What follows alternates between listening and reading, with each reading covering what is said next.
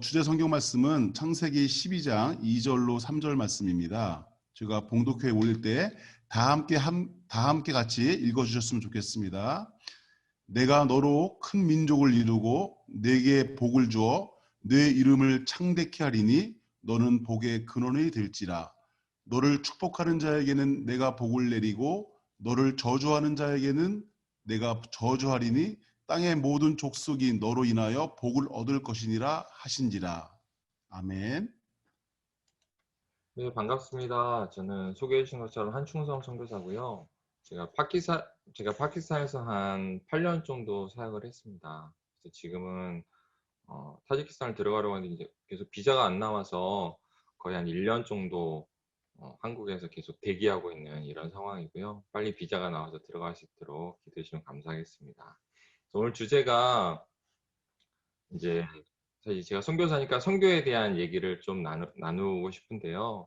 그래서 사실 제가 저희 그 발제지에도 제가 썼지만 이 주제를 잡은 게 선교라는 주제가 사실 늘 부담이 되잖아요. 선교하면 뭔가 해야 될 것 같고 헌신해야 될 것 같고 그리고 또 이거 어떻게 해야 할지 하는 이런 어려운 주제라고 생각합니다. 좀 부담이 되는 주제인 것 같은데 시간에 좀 성경을 짧게지만 좀 보면서 왜 우리가 선교해야 되고 또 그런 비즈니스 선교의 사례들을 좀 나누면서 시간이 짧지만 또 어떻게 우리가 킹덤 컴퍼니로서 선교에 동참할 수 있을까 한번 같이 고민하고 또 기도하는 시간을 가졌으면 합니다. 그래서 오늘 주제 말씀 우리 조태영 총무님 읽으셨던 창세기 말씀이고요. 그래서 성경을 보면 사실 우리 하나님은 살아계신 하나님은 선교하는 하나님이십니다. 그래서 이 하나님의 말씀이 단순히 어느 한 구절뿐만 아니라 성경 전체를 관통하고 있습니다. 그래서 우리가 읽었던 창세기 12장 2절 3절 아브라함에게 주신 약속이잖아요. 이 약속이 결국 온 땅의 모든 족속들에게 복을 주신다는 하나님의 약속이고 이것이 아브라함으로부터 시작해서 아브라함의 자손들 이삭과 또 야곱과 또 하나님께서 이스라엘 백성을 택하시고 이 이스라엘을 통해서 하나님이 약속하시고 이 약속이 결국 모든 믿는 자들에게 주신 약속이고 이걸 통해서 하나님께서는 하나님의 자녀들을 통해서 결국 모든 민족 가운데 온 땅의 모든 민족들 가운데 복을 주시기 원하신다는 것입니다. 그래서 이 하나님께서 이게 하나님의 약속이고 그래서 하나님이 부르셨죠. 그래서 이 약속과 목적을 위해서 하나님이 혼자 이 일들을 하실 수 있지만 그럼에도 불구하고 우리를 친구로 동역자로 부르셨다는 것입니다. 그래서 하나님께서는 우리와 함께 이것들을 이루고 싶으신 하나님의 소원이 있으신 겁니다. 그래서 하나님께서는 당신의 꿈을 위해서 하나님의 백성들을 부르시고 결국 그 요한계시록 7장 9절 10절에 나오는 모든 민족과 백성이 주님 앞에 나와서 그분을 찬양하고 예배하는 그것을 보기 원하시는 것이 바로 하나님의 소원이시고 하나님의 꿈인 겁니다.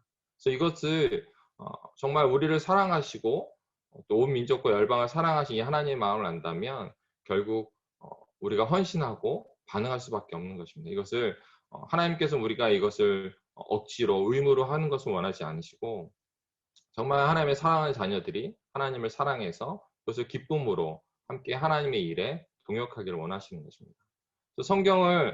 성경 전체를 쭉 보면 정말 선교의 역사입니다. 근데 이 하나님께서 원하시는 마음을 사실 하나님의 자녀들이 잃어버리고 살고 또 하나님께 이스라엘을 택하셨을 때도 그 이스라엘이 그 일들을 하길 원했는데 결국 이스라엘 백성들이 이 일들을 실패하게 되고 이런 일들이 계속해서 반복되고 있는 것입니다. 그래서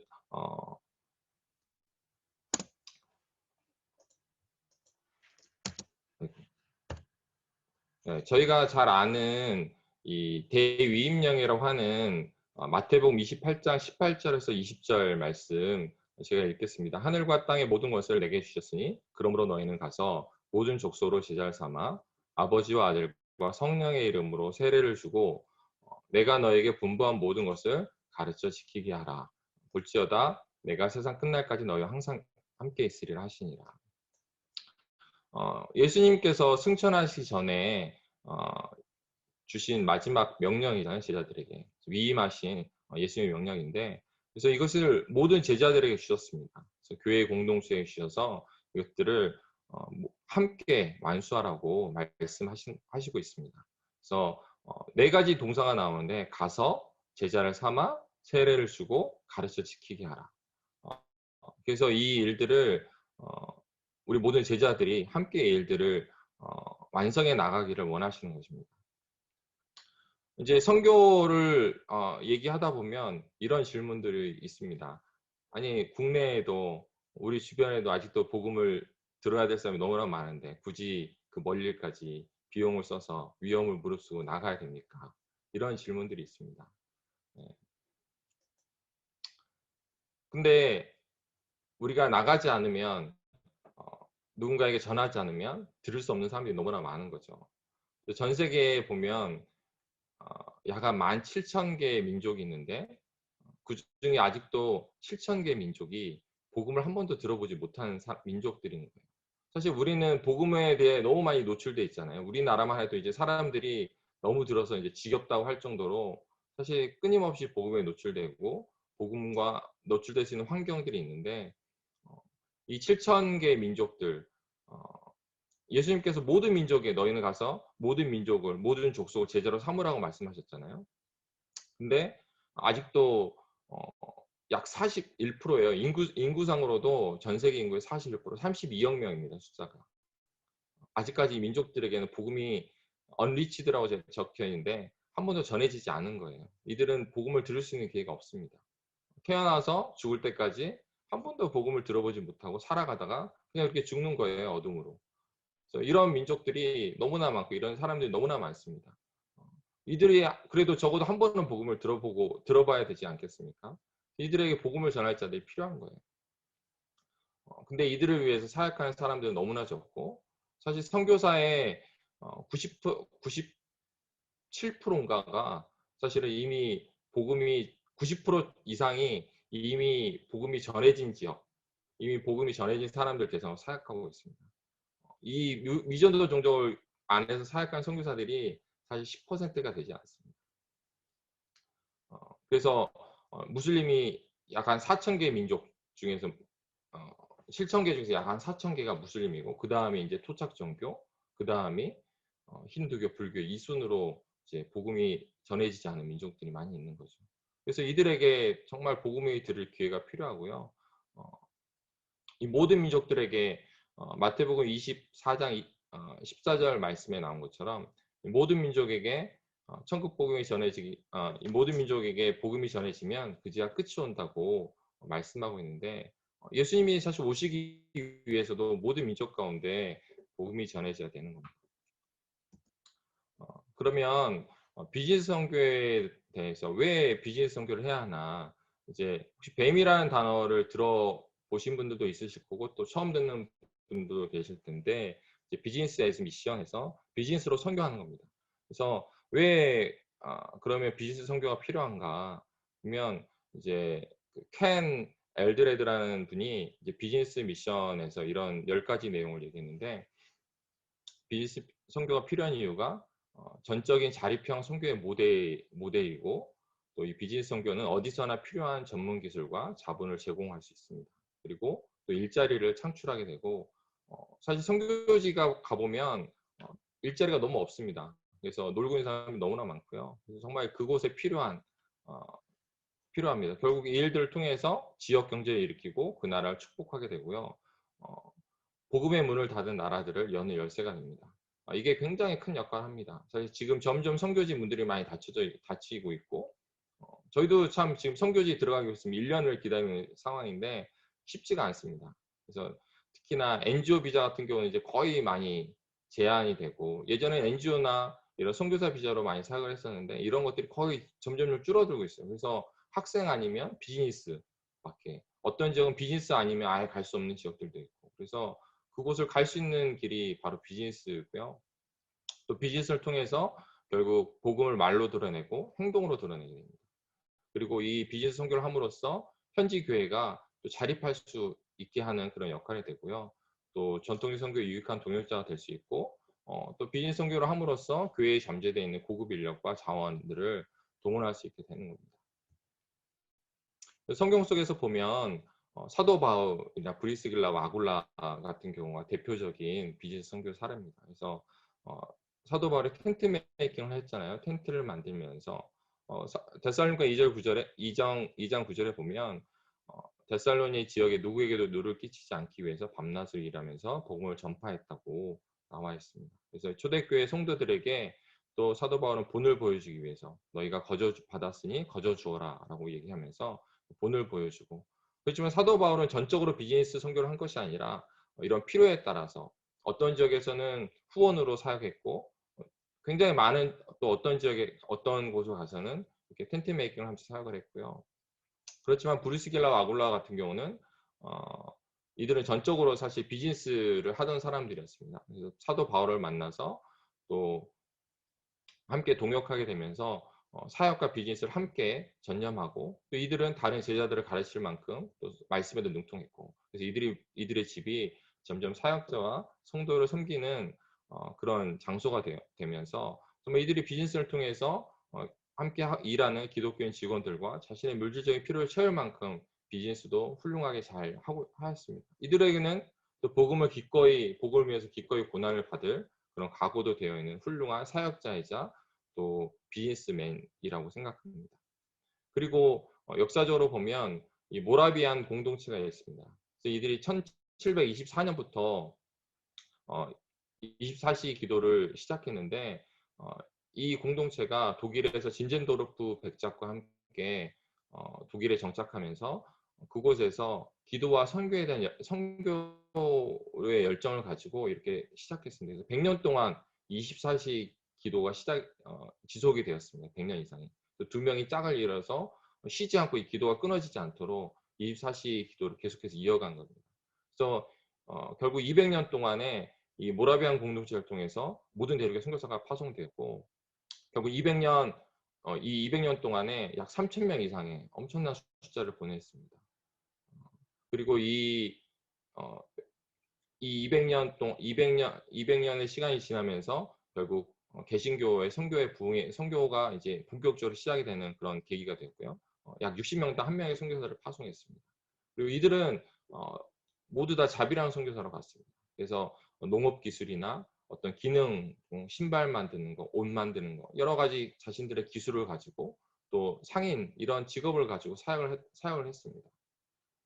때로는 복음을 전하기 위해서 심지어는 스스로 노예가 되어서 아프리카 노예들에게 복음을 전하기 위해서 그런 성육적인 선교를 감당했던 엄청난 선교 공동체였고요. 이것이 본격적인 이 모라비안 공동체 이후로 개신교의 선교가 활짝 피어나게 되는 그런 귀한 사역을 감당했던 공동체입니다. 다양한 이제 비즈니스 선교의 사례들이 제가 간단하게 한 3가지만 적어봤는데, 보면 뭐 이제 커피숍이나 이런 레스토랑 같은 걸 운영하면서 뭐 선교지에서 사랑과 섬김의 이런 문화를 통해서 자연스럽게 복음을 전파하고, 또 현지인들 제자들에게 좋은 일자리도 만들고 결국은 이제 나중에 현지인들을 이양하는 그런 사역 툴로도 많이 사용되고 있고요. 또 뭐 학원 같은 경우도 많이 하고 있습니다. 보면 뭐 한국어나 영어, 컴퓨터 이런 것들을 통해서 많은 학생들을 만날 수 있는 접촉점이 되고, 또 가르치면서 자연스럽게 복음을 전하는 툴로도 사용을 많이 하고 있고요. 하지만 한국어나 영어 같은 경우는 사실 현지인들을 이해하는 부분이 아주 쉬운 부분은 아닌 것 같습니다. 그래서 계속해서 보면 운영하신 들 보면 계속해서 뭐 한국이든 다른 영어권이 있는 이런 사역자들이 계속해서 가서 붙어야 되고 많은 도움들이 필요한 이런 사역들인 것 같고요.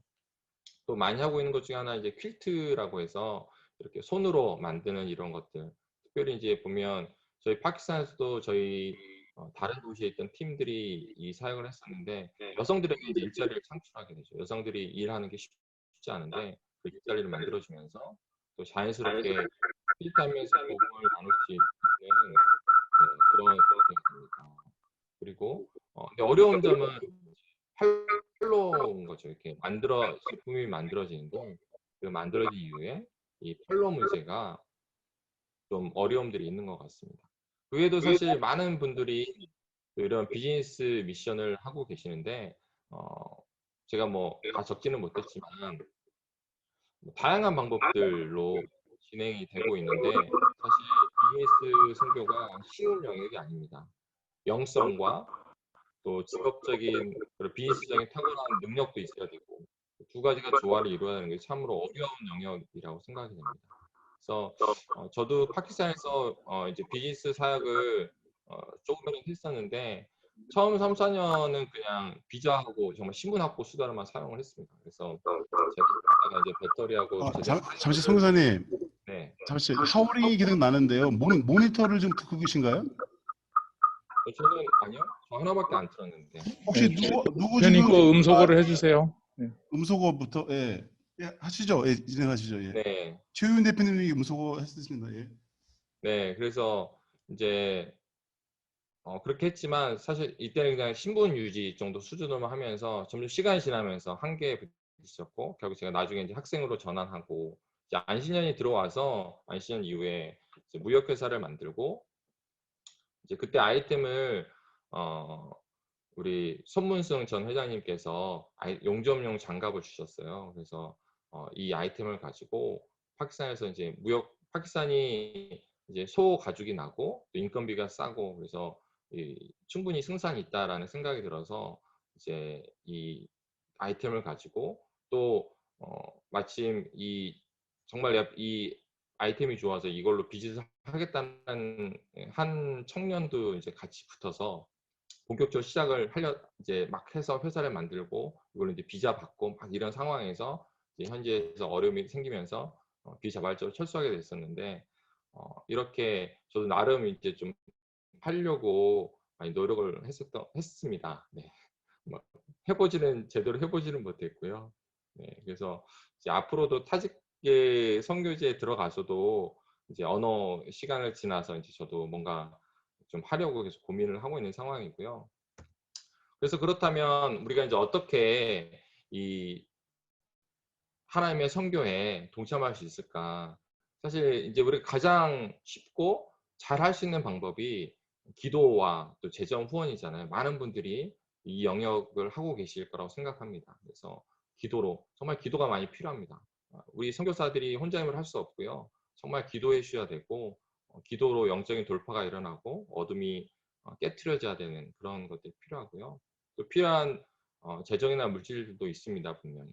그렇지만 더 적극적인 킹덤 컴퍼니로서 더 적극적인 능동적인 형태의 동참이 가능하다고 생각합니다. 그래서 뭐 저희가 비자를 받았던 것도 어떤 사장님이 도와주셔서 거기에 지사를 만들어서 그 지사를 통해서 저희가 거의 3, 4년 저는 한 3, 4년 받았지만 다른 분들은 4, 5년 더 이상까지 받으셨거든요. 그래서 이런 것들을 통해서 선교사의 비자 문제가 어쨌든 해결이 되고 그렇지만 이 기간이 실제로 비즈니스가 일어나지 않으면 오래 가지는 못하는 것 같아요. 그래서 그런 부분들 그리고 또 이제 직접 와서 그곳에 적합한 비즈니스를 개발해 주시는 것들. 그래서 저희가 있을 때도 한국에서 팀들이 오셔서 거의 1년에 2년에 한 번씩 오셔서 현지를 돌아보고 그곳에 어떤 것 적합한가 비즈니스맨들이 오셔서 봐주시고 이런 일들을 했었어요. 그래서 여러 가지 아이디어를 주겠지만 저희들이 능력이 안 돼서 못했던 부분들도 많이 있고요. 그렇기 때문에 또 선교사와 동역이 많이 필요하다고 생각합니다. 그래서 현지 선교사들과 동역을 통해서 현지 시장에 또 킹덤 컴퍼니에서는 현지 사정을 잘 모르고 언어나 이런 문화들이 어려움들을 선교사들이 감당해주고 또 선교사들에게 비즈니스에 대한 전문성이 없기 때문에 그런 분들을 커버해 준다면 얼마든지 동역이 가능하다고 생각하고요. 그래서 어떤 또 현지에 필요한 기술 제공들, 그럼 예를 들면 뭐 직업 훈련을 해준다거나 여러 가지 컨설팅들 사실 노하우가 없고 어떤 전문성이 없기 때문에 선교사가 뭔가 비즈니스를 할 때 컨설팅 같은 게 굉장히 많이 필요한 것 같습니다. 또는 이제 각 회원 여러분들이 가지신 다양한 재능, 은사들을 가지고 섬길 수 있는 영역들이 있다고 생각되고요. 또는 선교제에 필요한 여러 가지 장비나 물자를 제공해주는 요즘은 이제 적정기술이라 그래서 뭐 오지에서 정수기나 물사전이 좋기 안 때문에 어떤 정수기를 개발한다든지 뭐 태양전지나 여러 가지 다양한 것들이 막 진행되는 프로젝트들이 있더라고요. 그래서 이런 것들이 좋은 적극적인 동참이라 생각되고 그 외에도 더 많은 방법들이 있을 거라고 생각합니다.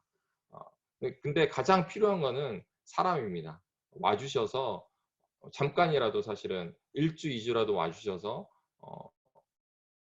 봐주시고 선교집에 기도해 주시고 또 필요한 영역들을 도울 수 있는 분들 같이 동역해 나가는 것들이 제가 선교지에 있으면서 가장 선교사에 필요한 영역이 아니었나 생각이 됩니다. 네. 질문은 그러면 지금까지 우리가 나는 어떻게 어떤 방법으로 선교에 동참하고 있었는가를 하셨던 분들은 좀 나눠주시면 좋겠고요. 그리고 앞으로 또 어떻게 내가 킹덤 컴퍼니로서 선교에 동참할 수 있을까 한번 같이 고민하고 좀 의논하는 시간들을 가졌으면 좋겠습니다. 네, 이상입니다. 네, 그래서 아까도 말씀드렸지만 이제 선교는 결코 선교사 혼자 할 수 없고요. 예수님의 명령이 우리 모든 교회 공동체를 향해서 주신 이 선교 명령이라고 생각합니다. 그래서 어떠한 형태로든지 우리는 이 일에 함께 해 나가야 된다고 생각하고요. 그래서 다양한 방법들이 있을 수 있죠. 그래서 창의적으로 우리가 우리 이 선교에는 이 6가지 모든 원리가 다 적용이 되거든요. 창조와 책임과 배려와 공의와 신뢰, 안심 모든 요소들이 다 필요합니다. 그래서 창의적으로 또 이 현지 사회와 또 영혼들을 섬기고 또 이것들을 할 때 아까 우리 안치홍 대표님께서 이런 선교와 비즈니스를 할 때 여러 가지 문제점들에 대해서 많이 봤다고 얘기하시는데 사실 그런 문제점들이 많이 있습니다. 저 같은 경우도 이제 고민하면서 했던 생각은 재정을 분리하는 것이 필요하다. 그래서 저의 개인적인 생활은 제가 받는 후원으로 하고 나머지 이 만약 비즈니스를 해서 이 얻어지는 수익이 있으면 다시 비즈니스에 재투자하고 또 현지인들을 위해서 100% 다 흘러가는 쪽으로 하고 재정을 완전히 분리하는 영역들이 필요하다고 생각합니다. 그래서 그렇게 해서 어떤 공의롭게 이 사역들을 잘 진행하는 것들 뭐 이런 여러 가지 모든 요소들이 다 필요하다고 생각합니다. 그래서 이것들을 위해서도 많이 기도가 필요하고요. 그래서 함께의 일들을 우리 CBMC 아까 우리 손무승 회장님께서 같이 연합으로 이렇게 가자고 하셨는데 너무 좋은 아이디어인 것 같습니다. 그래서 우리 뭐 153 그다음에 방배, 성수, 412 다 함께 이런 일들을 해 나갈 때 굉장히 많은 선교지의 이런 시너지와 도움들이 많이 된다고 생각합니다. 그래서 함께 또 하나님의 나라를 완성 나가는데 이 킹덤 컴퍼니가 정말 큰 역할을 감당할 수 있고 이것들 통해서 열방의 이 우리 한국 땅에 섬기는 사업장에서 또 열방 가운데도 이 하나님의 나라가 좀 이루어진다고 생각합니다. 그래서 그런 축복의 통로로 우리 모든 회원분들이 또 각자의 삶의 현장에서 또 열방이 또 복을 받을 수 있도록 그런 복의 통로로 한 분 한 분이 잘 세워지기를 기도하고 축복합니다. 네, 감사합니다.